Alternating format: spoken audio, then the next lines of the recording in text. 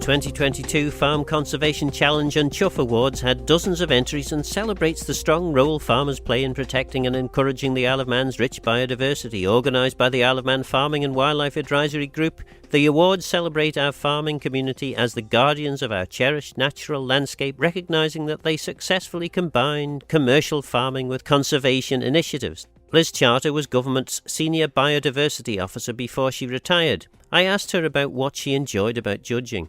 Well, first of all, it reminded me how much wildlife there is on farms and how much the farmers know about it, and just the sheer enjoyment of walking and looking at the bird life, the plant life, the fungi, and discussing the management that goes alongside it and how it comes to be like that. I know some rare plants that you discovered that hadn't been seen for over, was it a century? One of them was over a century, but that wasn't discovered by me. There was a plant on one of the farms that I saw when I went round 20 years ago, and it's a rare buttercup, the celery leaf buttercup, and it was just where I'd seen it previously. But it had somehow, in the meantime, got onto a black list of extinct plants. So it was nice to prove it was wrong. Why do you think this sort of competition is important? I think it's really important to take time to talk about what's going on in the soil, in the air, apart from production. And then you start to see how everything is connected. We were walking around and seeing flocks of finches, we were seeing flocks of linnets, associated with collecting up the weed seeds from arable fields and stubbles. We're seeing birds of prey, and the birds of prey clearly need other things to eat, so they're a symbol of the healthiness of the ecosystem. All the layers below the birds of prey are there, and therefore the top predators, they're a good indicator. So this competition was bringing attention back to the healthiness of our countryside. Actually, there was a really good, dare I use the pun, field of entries for this.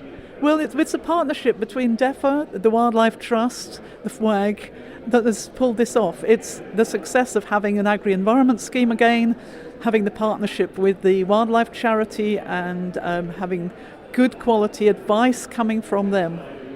For too long, there has been this sort of tension between agricultural production and biodiversity, and I think maybe the awards and indeed the agri-environment scheme can demonstrate that these things can be complementary.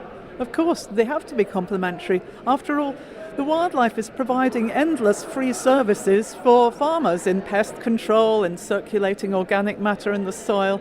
And we mustn't forget that. And for that to be healthy is a support to the farming system. Sir John Lorimer was a celebrity judge, and for once he was playing second fiddle to Lady Lorimer. Celebrity sounds a little bit over the top. The reason I was on the panel is really because my wife Philippa comes from a farming family. So she was on the panel and I was kind of the plus one. But I learnt so much. It was wonderful to go around the various farms. I think what was interesting, just seeing some of the initiatives that supported the environment, supported conservation, and really imaginative ways of doing that. And we had a really good view of a cross-section of commercial farming on the island, which was great. Yeah, I suppose this time that we're living really does show why it's so important that we have farmers, and of course the award demonstrates that farmers are really good for the environment as well. Oh, absolutely, and I think I think what going around the farms and seeing and talking to everyone is how the farming community is clearly passionate about production of food, but also is passionate about the environment, passionate about the Isle of Man and everything that goes on here, and I think they're the custodians of the land, and I think they take that responsibility very seriously, and they should be supported for that. So for me to be able to go out and do the farm visits and the other farm visits I've done has allowed me, along with going to the agricultural shows and meeting the Manx National Farmers Union, has really allowed me to meet an incredibly important section of the Manx population. The farming community is incredibly important. And for me, I've learnt a lot by talking to them and finding out what some of their challenges are at the moment. Any truth in the rumour that after your various farm visits you're planning to plough up the lawn at Government House and replant a wildlife meadow? Less on the ploughing, and it's not the lawn. There is a field which has been used for livestock some time ago, and to me it just seemed perfect for a wildflower meadow. So we're just going through that. We mowed it at the right time. We've now got to scarify it and get a bit of yellow rattle in there and things. So we're right at the beginning of that journey. But I think I hope that next summer we'll see the products of that again. And I'm keen to use Government House in a number of different ways because I think it's a wonderful window on the Isle of Man. A lot of people come to Government House and see it and go, oh. And they can hear about some of the initiatives that are going on island. Darren Moore from Jackson's thoroughly enjoyed judging the awards and hosting the ceremony.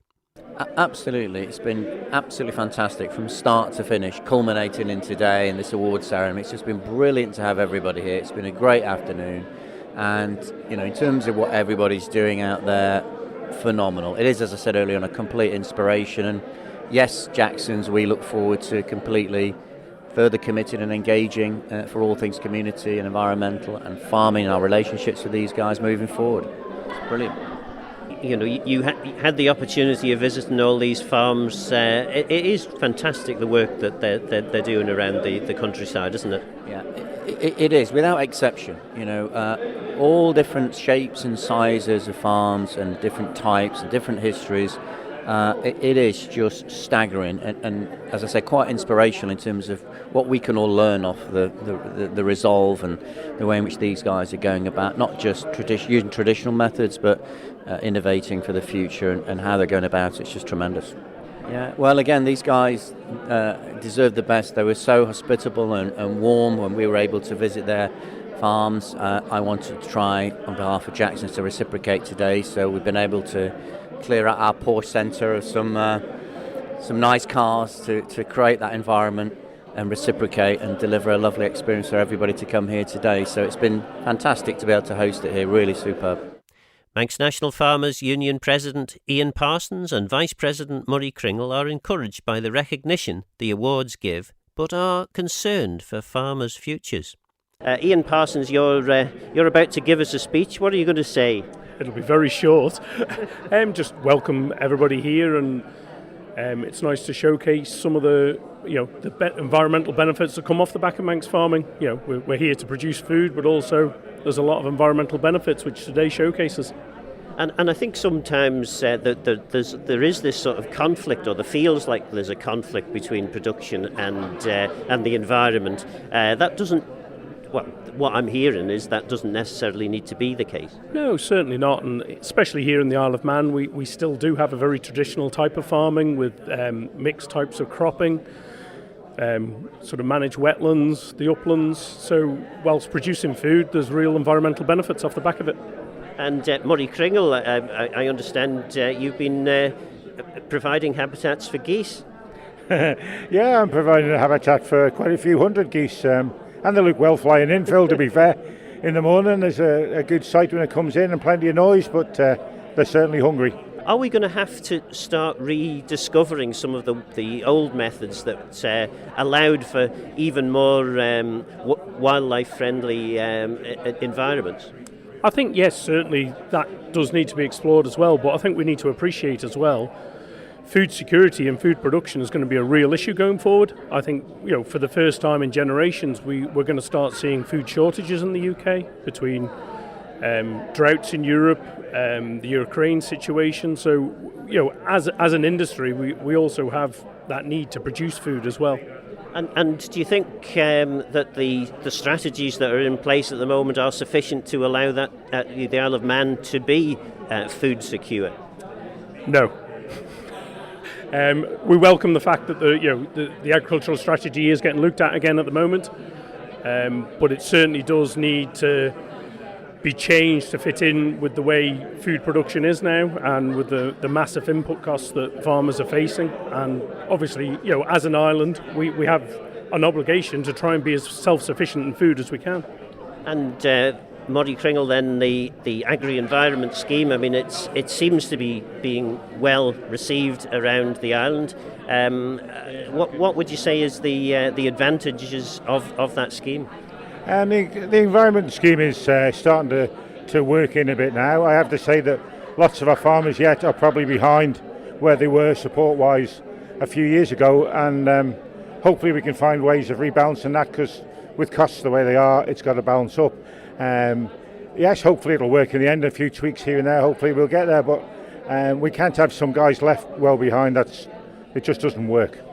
And in terms of that support, what more do you think government can do generally? Because again, these sorts of award ceremonies are great and wonderful, and indeed very big numbers of farmers were actually entered this year. But if we don't have farmers in the long-term future, then quite frankly the awards are going to be a waste of time, aren't they? Yeah, I mean, it's good that they get some recognition as well. I mean, they're doing a tremendous job, these people. But I'll go back to what Ian said about food security on the Isle of Man. The boat hasn't sailed every day this week, and we've seen much stuff missing off the shelves. And we're only starting the winter yet, so I think we've got to think a little bit how we get this all produced and how we're going to feed ourselves, which is the important bit. Michelle Haywood was representing the Agriculture Department, and I caught up with her in conversation with farmer Paul Costain, whose work was highly commended by the judges. I've always been a supporter of the wildlife. I love seeing wildlife, but there's got to be an economic value to, I want to stay in farming, but I can see the benefits. We've put herbal lays in, and I'm a stockman. I love seeing my stock do well. This year, dry summer, and I'd expected fodder times were going to be tough, but the herbal lay has been fantastic. Root system goes down 2 or 3 feet. They've got chicory in it, and that's a great anthelmintic, so I don't have to worm the cattle as often. The island is short of selenium and vitamin E, so a lot of these herbal lays are carrying the minerals that we're looking to make the animals grow at a higher growth rate. And I've just been looking, yesterday there was a lecture on herbal lays, and they're comparing the herbal lay to the normal grass, and the benefits, the daily growth weight is a lot greater in livestock grazing the herbal lay. But also the pollinators are benefiting from the mixtures, so each plant can grow at a different rate. Some come into season earlier, and then it's like a staggered effect, so you've always got a crop there. But we've started mob grazing as well. Obviously the benefits, they're in, they're out. The plants, the invertebrates, has got a chance then to pollinators. But we've noticed an increase in bats because of the moths, because of the small insects. The moths are then attracting the owls, the birds of prey, the rodents as well as little field mice, etc., shrews. Dung beetles as well, we've noticed an increase in the dung beetles. So yeah, it's just got a knock-on effect. I've installed mobile cattle brushes. The mobile cattle brush is fantastic. It saves the fencing, and it's also, we all get an itch we want to scratch, and we're trying to scratch that area that we can't get to. Well, you want to see the cows and the sheep are all underneath it, and they're all rubbing away. Have you learned here everything that you've ever wanted to know about dung beetles? Well, that and the cattle brushes as well. Mobile cattle brushes. Can we move them around, to the villages as well? All line up and have a good idea. Yeah. Keep warm winter initiative. Yeah, I think the scale of entries this year caught the judges by surprise. They had to do a sort of staggered judging to get through the number of entries, and that's a real testament to how well the agricultural industry is working alongside partners like Manx Wildlife Trust and their agriculture environment advisor to develop some of these really, really exciting, ecologically friendly And it was a really good sort of joint initiative, the Agri-Environment Scheme. Yeah, it's working very well for us, and it's something that we're looking to expand slightly as well. Dave does a fantastic amount. He obviously understands farms when he goes round there, and everything he's suggesting is kind of realistic and practical and isn't going to impact on the economic output of the farm. And we know worldwide that, you know, a good, thriving, ecological, biodiverse environment is good for all of us. So it's kind of a win-win, really. Maureen Owens won the Small Farm Award. I wasn't worried about the award, but I've always worked on the farm when my husband was alive, and that since he's died, I've had to take it over. And I just do my best, that's all. And then when Mr. Bellamy came round and had a look at it and said it was a really natural, lots of wildlife, lots of wildflowers, fungi, and then he encouraged me to go in for the awards. So I thought, well, I will do it because he's been good to me. I mean, it's so important, isn't it? Because I think for far too long, farmers are sort of seen as the villains of the piece by many people, whereas actually farming and wildlife is, they're natural bedfellows.